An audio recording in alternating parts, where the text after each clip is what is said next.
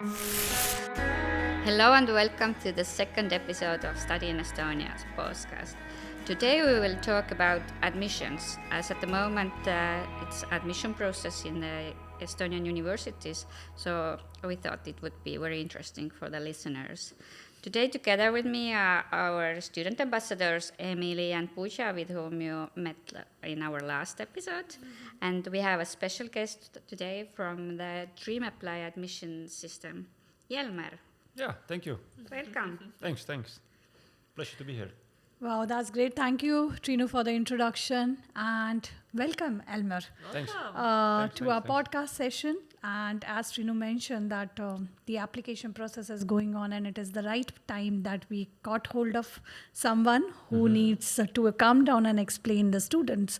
So first, I would like to know, Elmer, you are not from Estonia. So where are you from, and what brings you to Estonia? Yeah, so I'm as Estonian as you are. I met my wife from Estonia many years ago in Amsterdam. And after living in the Netherlands for a while, we decided 8 years ago to come to Estonia. And that's why I'm here. Wow. Still around. Good choice. So welcome. Yeah, thanks. But I wanted to ask you exactly, what is DreamApply? Yeah. So DreamApply is an admission software for universities.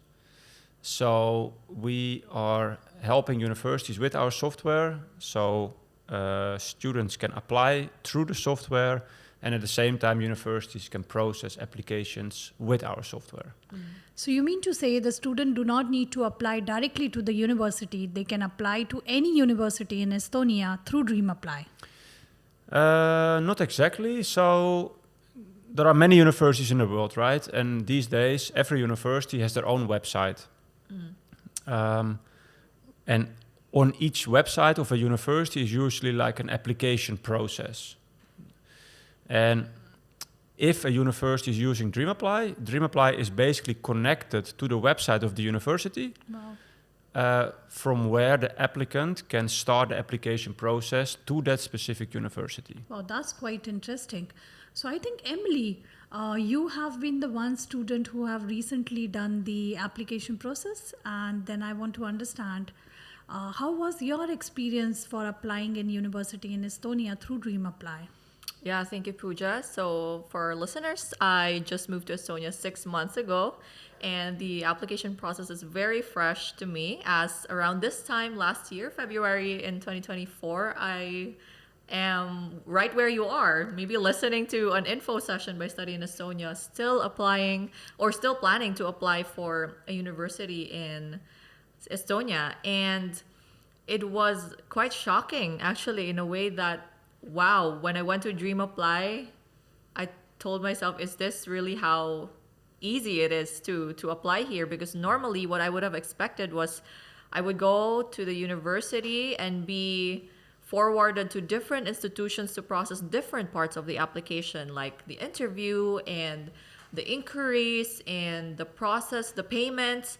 But in DreamApply, it's really like a one-stop shop for a student to process their application. So when I went on DreamApply, they have a bucket list there showing everything that I needed to do. And even before that, when I was still preparing or planning and looking for which universities to apply, which programs to apply, it's already there. The list is within DreamApply. I was looking for universities in Estonia that are aligned with my interests. I was looking for programs that are aligned with the career goals that I want, and that was how I found it. And from there, the process was really streamlined and efficient, and it brought me here eventually. Wow, that's great. But talking about the process, like what are the steps you need to do to apply? For example, you applied for the master's program. Yeah, so my master's program is in e-governance technologies and services. And while I was looking through DreamApply for the universities and the programs, it really differs. They're all different, but the most common ones that you would find are the application form, and then the different requirements like your transcript and your English test, and then there's the letter of motivation, And it really varies per program. For example, for arts and design programs, you would perhaps need a portfolio. For medicine or business schools, perhaps you would need some sort of work experience. And it's really different. And of course, there's also the letter of motivation, and then an interview that you have to do, either virtual, live, or a pre-recorded one. So it really differs.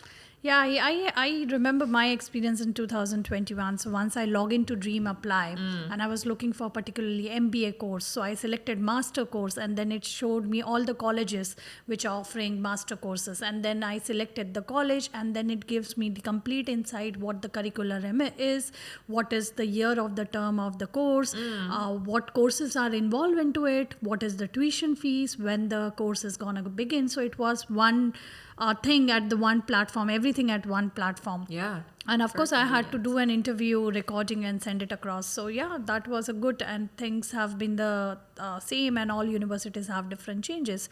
But I just wanted to ask Elmer one thing. I've heard that DreamApply is a pioneer, starting this first application in 2010. So how the changes have happened from 2010 till now?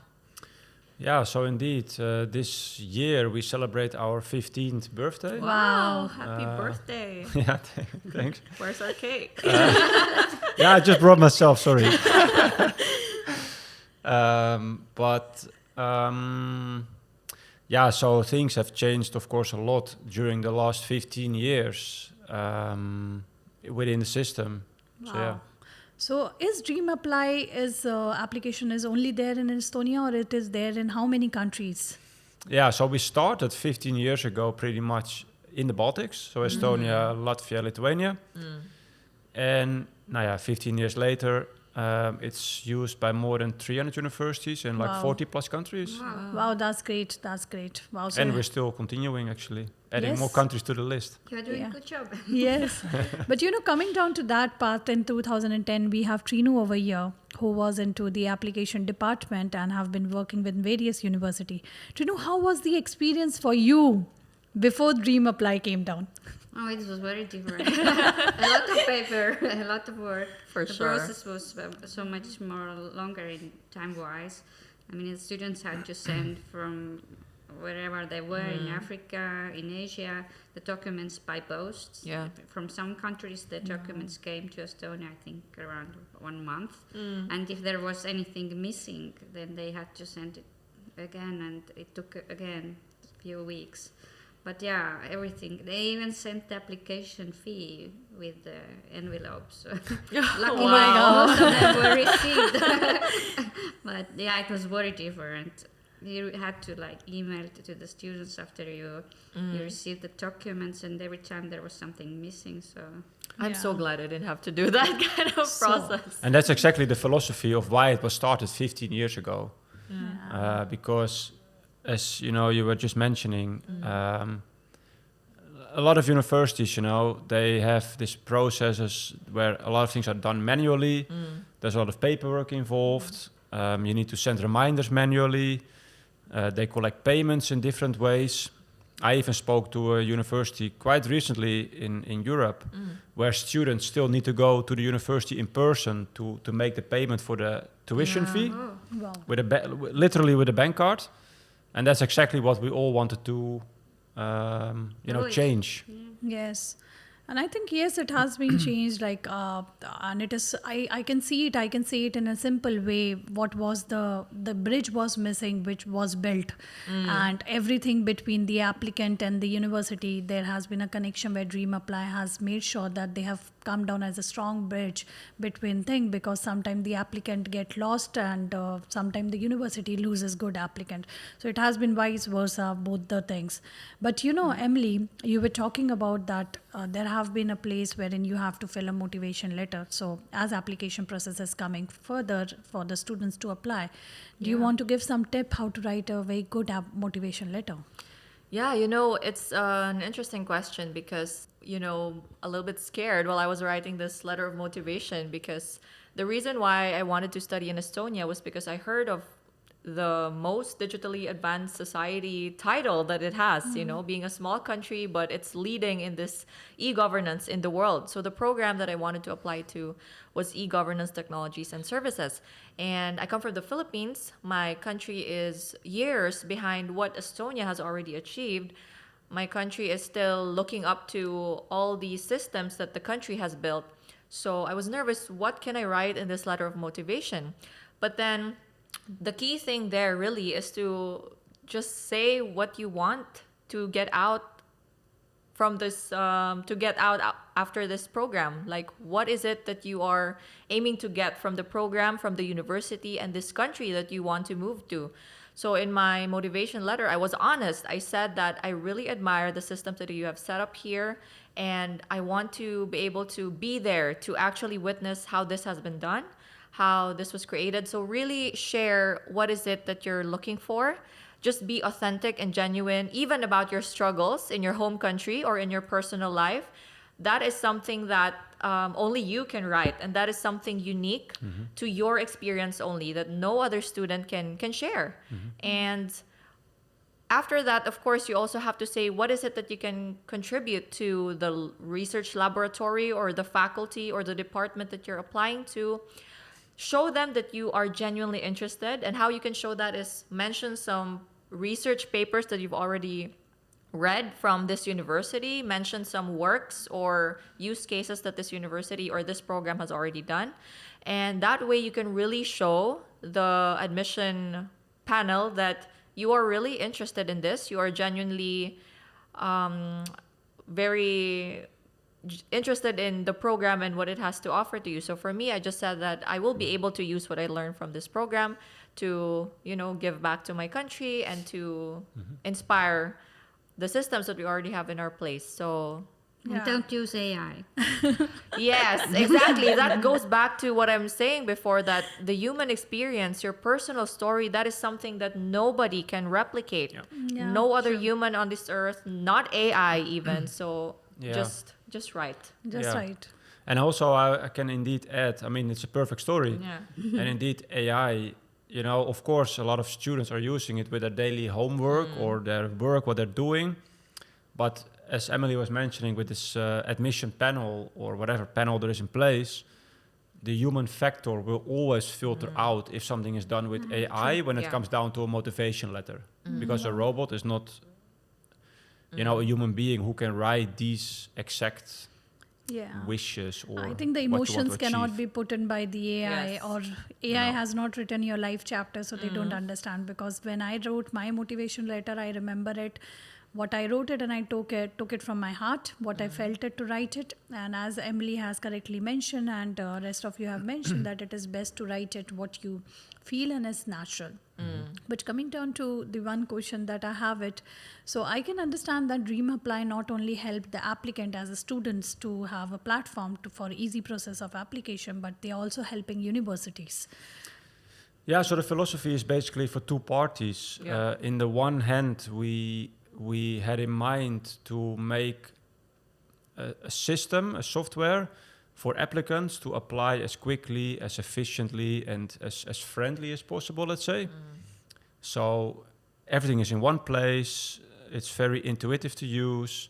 You can easily upload documents. There are clear deadlines of when something needs to be done. And very important for applicants in the process, they're constantly updated on where they are in the process with steps. And at the same time, for the university, what I mentioned earlier, they want to reduce manual work, they want to automate workflows, and that's exactly what's done with DreamApply.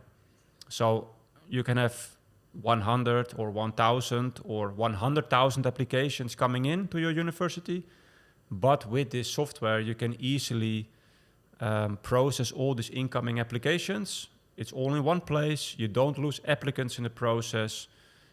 You can inform, groups of applicants at the same time with a certain message. It's all personalized. So it makes not only the life for the applicant more efficient and friendly, but also the university actually. Okay, that's great. But I just wanted to ask you, as a new student, do DreamApply have some student guide or some YouTube video somewhere they can see the process of actual how DreamApply application process work?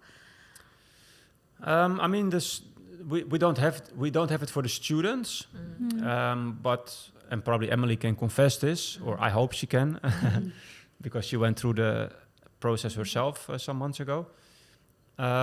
You know, if you end up on a website from a university or maybe study in Estonia, you can clearly see the questions you have to answer.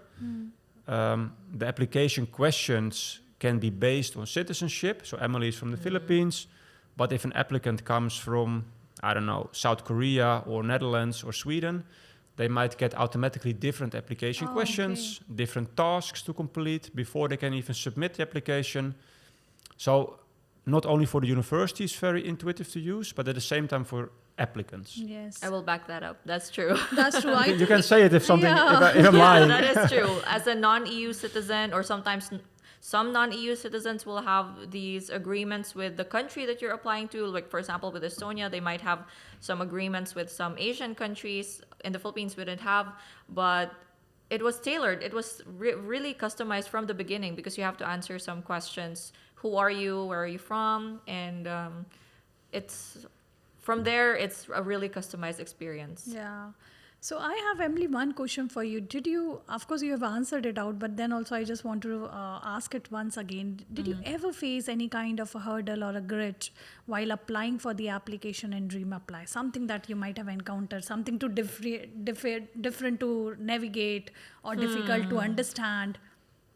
You know, that's the question that I'll can be have honest. difficulty answering. I know, but honestly, I'm going to try to look for a flaw. But I think the only negative emotions that I've been feeling throughout this application process is the nervousness, whether or not I'm going to get in. Because I think the application process was so quick and so smooth that it has left me with more time to think about it, you know?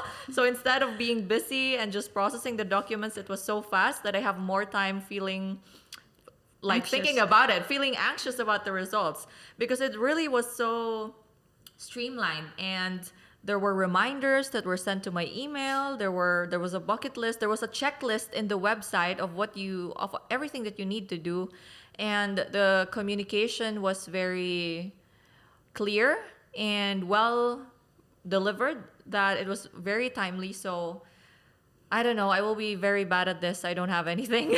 I'm happy. Of course, I'm happy to hear that it was positive. But just to explain, you know, that we actually collect also feedback from applicants, if it is negative, of course, or from universities, because based on this, we improve the system continuously. Yeah, because I was hoping that Emily would say something that I honestly can don't have give to my anything. product manager. Yeah, because I applied to DreamApply on your 14th year. So by then, between year 0 and year 14, of course, there has already been a lot of improvements. Yes. All right.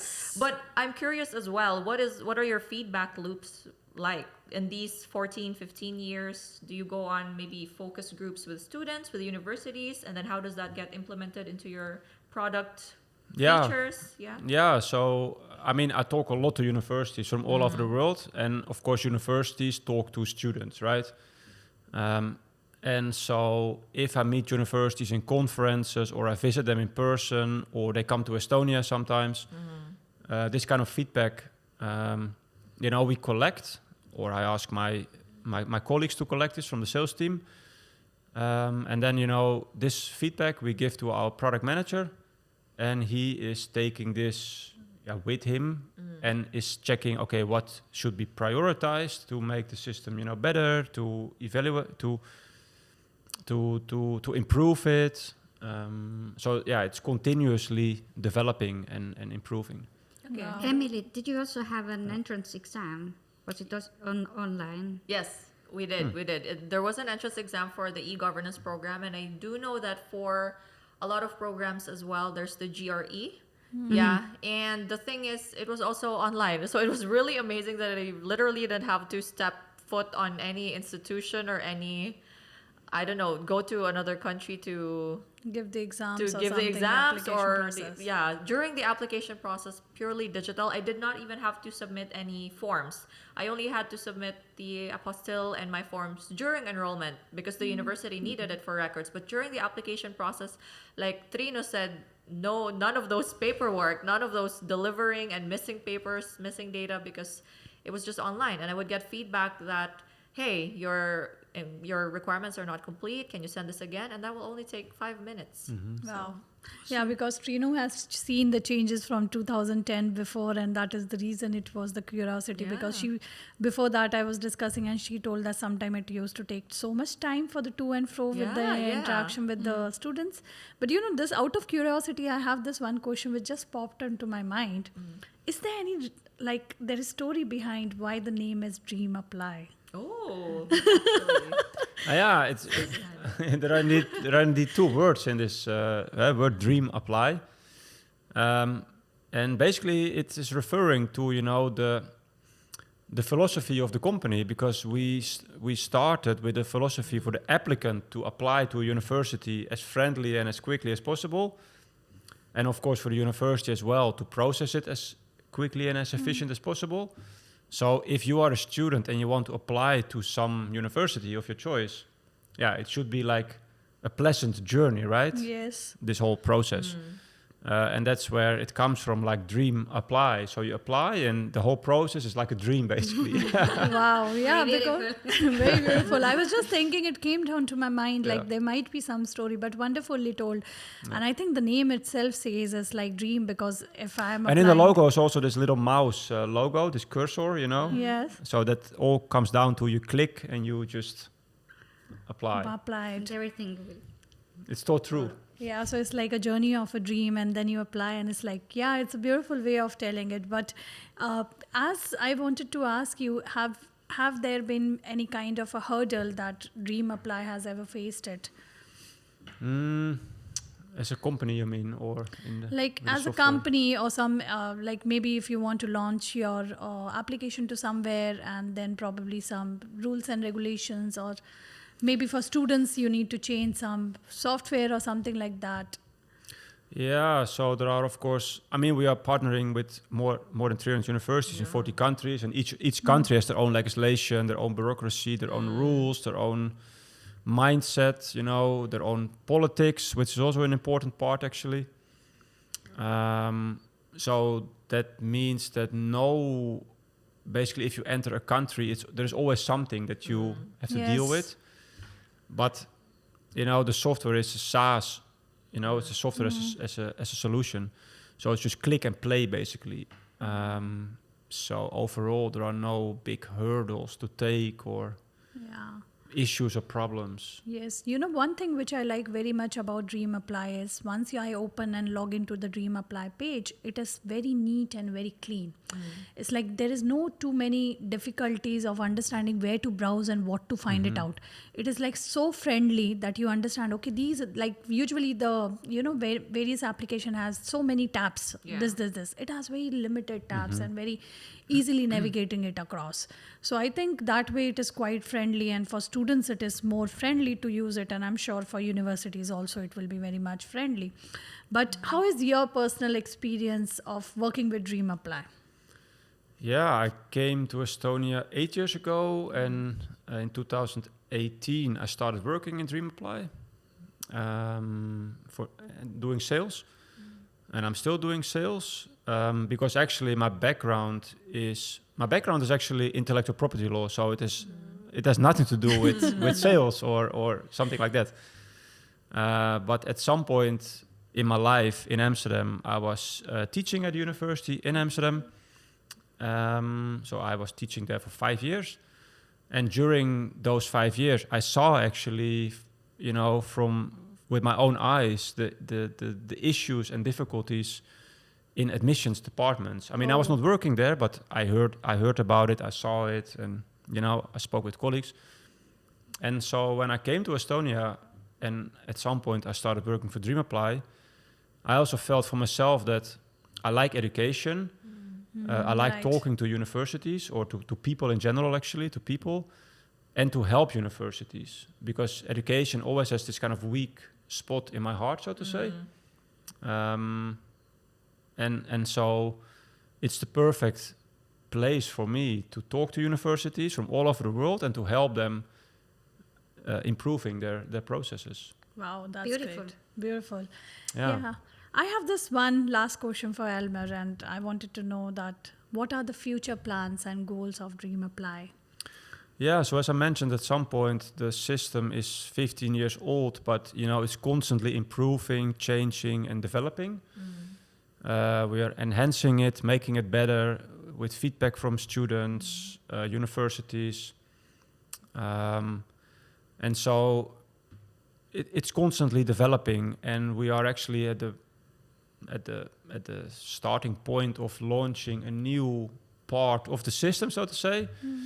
I cannot say too much about it because of confidentiality. Let's call it DreamApply Plus. Wow. And that plus part is an extra, let's say, dimension to the current system to make it an even more robust and one-stop shop, as Emily mentioned earlier, for universities.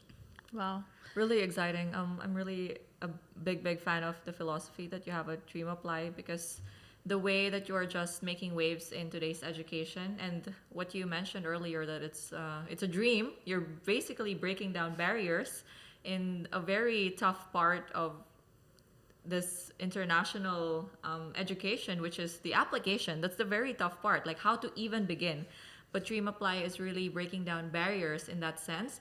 And the impact is especially higher for people like me who come from like so far away, who come from a developing country, who have so much to learn from countries like Estonia. It's really great because with the way that DreamApply is streamlining these processes, I think it's just a really good way to bring people here. And, more students, more international students can get exposed to new cultures, to new experiences. And I think if that happens on a bigger scale, the world is just much better for it. Yeah, just to give one example on this, because it's indeed the philosophy to help young people to apply to a university. They're not students, right? They're still young people and they want to study. For example, a lot of, let's say, students or applicants from Japan want to study in Italy.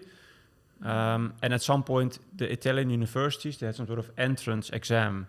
So you had to literally go from Japan to Italy to do some sort of interview or to explain something or to answer questions or whatever. And if you were accepted, then it was great. Then it was worth the trip and the money. But otherwise, you might have had a nice holiday, but it was a huge, cost to go from Japan to Italy. And so at some point, based on this kind of feedback, we developed the pre-recorded interviews in the system. So you from Japan, you can record your message, you can record your answers, your explanation, your motivation to go to Italy. The university in Italy can check it at any time, at any place they want to see it, as long as you have a laptop and internet, basically. And so there's no need anymore for this inefficient way of processes. I remember. And in Estonia, we like to do everything online. Yes. Yeah. As you mentioned, I did a pre-recorded interview session for when I was applying for MBA. Of course, it was quite interesting to see how I look it and how I record it. But once it is good, the university also actually see the student, So it is very integrated, very perfect system to see it rather than all the way traveling. I don't know if I have to travel, I have to think so many things like probably funding, finance, traveling, what if the admission doesn't happen. So I think that is one of the best thing. And coming down to that part, I think DreamApply has been doing very fantastic job and helping students like Emily, like me, and I'm pretty sure for all the students in coming years, it will play a very vital role in shaping their future, I will say, and making sure that their goal is achieved, and in short, their dream is achieved in longer term. Yeah, thank you. Yeah, we continue with making the journey as simple and as friendly as possible for students, so they can enter the education. Yes, that's our all. mission. Yeah, that is what from my end, and I think over to you, Trinu, and you want to address something to the students who are or the viewer who are listening to us. I hope they're convinced at this point. Yes, and definitely the ones who are already applying, we wish you all the success. And hopefully it was easy using DreamApply for you too. And we can talk about it when you are here. in Yeah, Estonia. and maybe if you have feedback, if you're listening to this and you check us out and you have feedback, let me know. Yeah. Yeah. But Because then yes- we can make changes. Yes, Yes. but yes, you can follow Study in Estonia as Yeah, if you want more information regarding the admission processes, you can follow Study in Estonia Instagram, Facebook. Also on our webpage, we have described all the processes, and you can email us or just chat in the Facebook, whatever. And next time we will meet and talk about working and studying and the careers, the Wow. students who have came here to live. Exciting. that's quite interesting topic to discuss it next time. Definitely, because as you know, in Estonia, the international students are allowed to work full time during their study period with a residence permit. So, More on that on the next episode. Yes. and thank you all for coming, and thank Yeah, it you, was my Elmer, pleasure. for Thank sharing. you so Was much. my Thank pleasure. you, That was Elmer. great. Thank you, Emily. Thank you, everyone. Thank you. Success. Bye, and see you next time. Thank Bye. you.